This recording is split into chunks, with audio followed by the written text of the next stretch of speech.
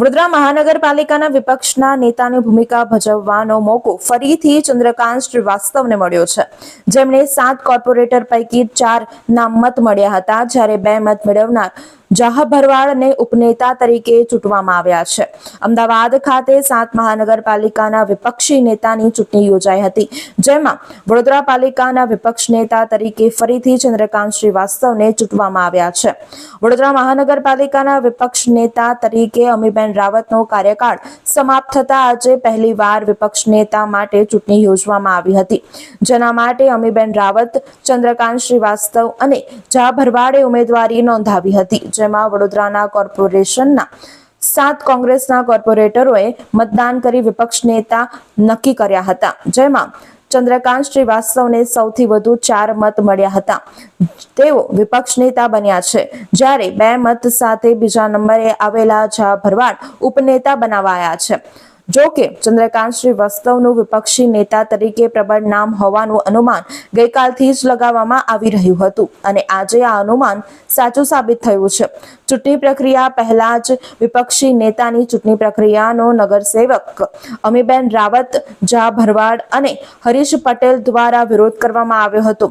હવે જ્યારે ચંદ્રકાંત શ્રીવાસ્તવ વિપક્ષ નેતા જાહેર કરવામાં આવ્યા, ત્યારે તેમણે કોંગ્રેસના આંતરિક મતદાનમાં થયેલા વિવાદ અંગે નિવેદન આપ્યું છે, જેમાં ચંદ્રકાંત શ્રીવાસ્તવે જણાવ્યું કે ફરી જવાબદારી તમને મળી છે, કોર્પોરેટરોએ વોટિંગ કર્યું છે તમારા તરફથી, નવી જવાબદારી વિશે શું કહેશો? આપ લોકો એના સાક્ષી છો કે હું અહીંયા આવતો હતો તો મારી જવાબદારી હું કંઈ નહોતો તો પણ અદા કરતો હતો. એ જ પ્રમાણે જે પ્રમાણે વિરોધ પક્ષનો નેતા 8 વર્ષ હતો એ જ પ્રમાણે જવાબદારી અદા કરતો હતો. એમાં તો પીછેહટ નહીં કરી. એટલે પાર્ટી કોઈ બી જવાબદારી સોંપે એને નિષ્ઠાપૂર્વક કરવાની એક મારી જવાબદારી છે અને હું હોઉં કે ના હોઉં, વિરોધ પક્ષનો નેતા હોઉં કે ના હોઉં, મારી જવાબદારી અદા કરું છું. એ તમે લોકો પોતે જ નિહાળી રહ્યા છો. આજે જે કોર્પોરેટરોએ તમને સપોર્ટ કર્યો છે, તમારા સમર્થનમાં વોટિંગ કર્યું, શું કહેશો? ખરેખર તો એમની લાગણીને માન આપવી જોઈએ. એમની લાગણી અને એમની નિષ્ઠા એ બંનેઓને મળીને એ લોકોએ નક્કી કરેલું કે ભાઈ તુમકો જ બનના હે, અને સૌથી પહેલ બી એ લોકોએ કરી. આ 3 જણ, અમારી પુષ્પાબેન, અમારા બાળુભાઈ અને અમારી અલકાબેન, પહેલ એમને જ કરી કે નહીં તમારે જ બનવાનું છે. એટલે પછી લાગણી હોય, એમનું માન હોય અને એમને એવું લાગતું હોય કે નહીં બનાવતો, એમને માનને ઠેસ ના પહોંચાડવી જોઈએ. હું તો આ કામ કરતો જ હતો, પણ એમને લાગ્યું કે ભક્તુભાઈ હશે તો વધારે કામ થશે, અમારા બી કામ થશે.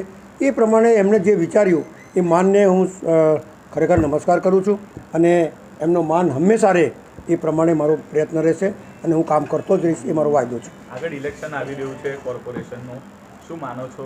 આ કોંગ્રેસ પાર્ટી માટે પહેલો ઇલેક્શન છે. આખી જિંદગી કોંગ્રેસ પાર્ટી ઇલેક્શન લડી છે. જે પાર્ટીએ અંગ્રેજો સામે 99 વર્ષ સુધી લડાઈ લડી, લાઠી ખાધી, ગોળી ખાધી, ફાંસીના માથા પર ચડી ગયા અને લોકશાહીને ટકાવવા માટે એમને જે કંઈ કર્યું છે, જે બલિદાન છે, જેના લીધે વિરોધ પાર્ટી બેસી છે, પણ લોકશાહી રહેવી જોઈએ. પાર્ટી રહે કે નહીં રહે, આપણે હંમેશા કામ કરતા રહેવું જોઈએ. આપણને પોસ્ટ મળે કે ના મળે એ પ્રમાણે આગળ વધવું જોઈએ. ઇલેક્શન આવશે ત્યારે બતાડીશું. કારણ કે પહેલાં તે એવું કહેતા હતા કે કોંગ્રેસ મુક્ત ભારત, પણ નહીં થઈ. કોંગ્રેસ લોકોના જળ સુધી પહોંચેલી છે અને કોંગ્રેસે જે કામ કર્યા છે ને એ વિચાર બી ના શકે લોકો. એ બધી જે બનાવેલી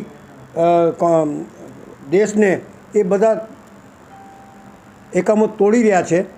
બેકારી થઈ ગઈ છે, મોટા મોટા વાયદા, 2 કરોડ યુવાનો કો નોકરી મિલેગી, આ ફરે છે લોકો. કોન્ટ્રાક્ટ પદ્ધતિ થઈ ગઈ. हमारी सरकार आएगी तो 40 रुपये पेट्रोल मिलेगा. અહીંયા બોલતા હતા કુછ નહીં આપીશું, તમે શુદ્ધ જળ આપીશું, બધે ગંદો જળ આવે છે. એટલે એમ કે વાદે બહોત હે, વાદે પે વાદે હે, લેકિન વાદા નહીં પૂરા કરતે, એ બી એક હકીકત છે. એટલે આ વાત અમે લોકો સુધી પહોંચાડીશું. અમે આગળ વધીશું, પાર્ટીને મજબૂત કરીશું, કરતા રહ્યા છે, કરીશું અને આવતા વખતમાં પાર્ટી જે જવાબદારી આપશે એ સારી રીતે અદા કરીને પાર્ટીને મજબૂત કરીશું. વડોદરાના સમાચાર જુઓ તથા આપણી ચેનલને સબસ્ક્રાઇબ કરો અથવા સંપર્ક કરો.